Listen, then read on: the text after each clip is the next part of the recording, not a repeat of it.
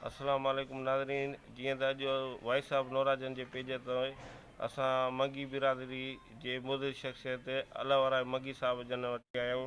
साईं जन खां अॼु साईं जी ज़िंदगी जे बारे में हाल अहवाल वठंदासीं। अचो त साईं नाज़रीन साईं जन खां वाणियुनि जे दौर में रहिया आहियूं। वाणियुनि जो दौरु तव्हांखे यादि आहे? मयूं चारियूं आहिनि। पाकिस्तान आज़ादु थियो तंहिं महिल तव्हांजी उमिरि केतिरी हुई? माना जवान हुई, शादी थियल ई ते दौर में वाणियुनि जी उमिरि में? हा। घणा पुट आहिनि चाचा तव्हांखे हींअर? माशाअल्लाह। टिनी जा नाला? हा हा। अच्छा। तक़रीबन हाणे तव्हांजी उमिरि घणी थींदी? 100 जे लॻभॻि आहियो माना? वञा हूंदो माना 90 ताईं हूंदो माना। चाचा वॾेरो गुलाणो, चाचो गुलाणो जेको इहो तव्हांखां वॾो हुयो या नंढो हुयो? वॾो हुयो। हा हा।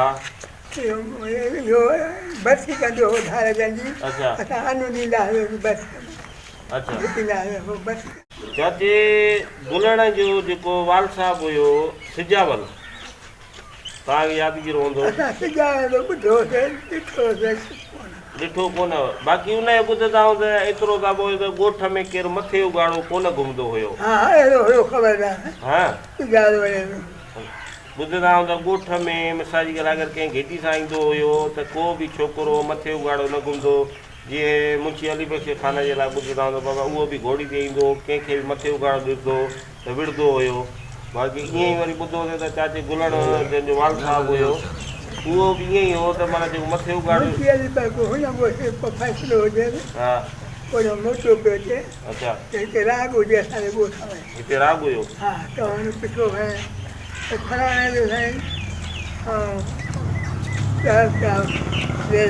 जी जी जी जी। अच्छा। मुंशी अली बख्श वारा। ऐं चाचे गुलाणे जन जो पीउ जेको सजावल हुयो माना उनजो बि माशाअल्लाह दाबो हुयो ॻोठ ते, कंहिंखे मथे उगाड़ो न घुमण ॾींदो। हा। ऐं नाजाइज़ी न थियणु ॾींदो कंहिं बि ग़रीब सां। मिसाल को ॾाढो हुजे नाजाइज़ी करे ग़रीब ते उहा बि न थियणु ॾींदो हुयो। महेसर वेठा हिते? महेसर? अच्छा। महेसर जा घणा घर हुया हिते? इन्हनि जे दौर खां हुया महेसर जा पोइ लॾे आया महेसर? पोइ महेसर आया। चाचा शेर खान महेसर हुयो हिते? हा। के ॿुधो आहे त उहो ॾाढो ओताकी हूंदो, ओताक हलंदी महिमान नवाज़ हो ॾाढो। अच्छा। शेर महेसर ॾाढो असां त कोन हुया हुन वॾनि तव्हांजे वातो ॿुधंदा बाबा शेर महेसर हुयो, उहो महिमान नवाज़ हो, ओताक हलंदो, सखी माण्हू हुयो। हाजी अब्दुल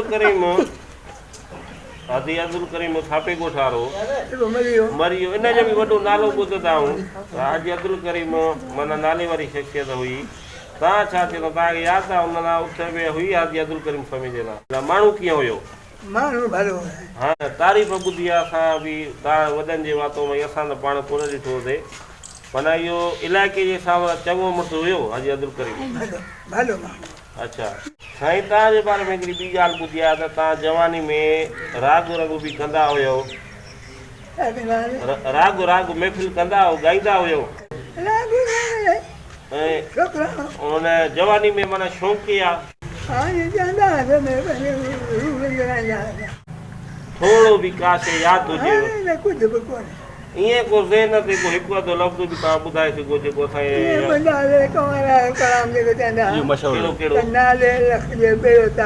नाले अलख जे बेड़ो तार। इहो माना तव्हां घणो चयो?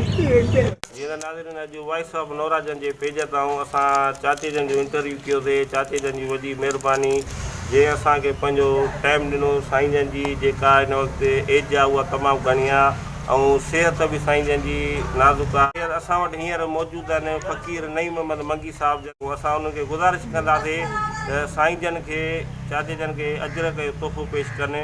साईं जन जी वॾी महिरबानी थींदी। फ़क़ीर नईम मोहम्मद मगी साहिब।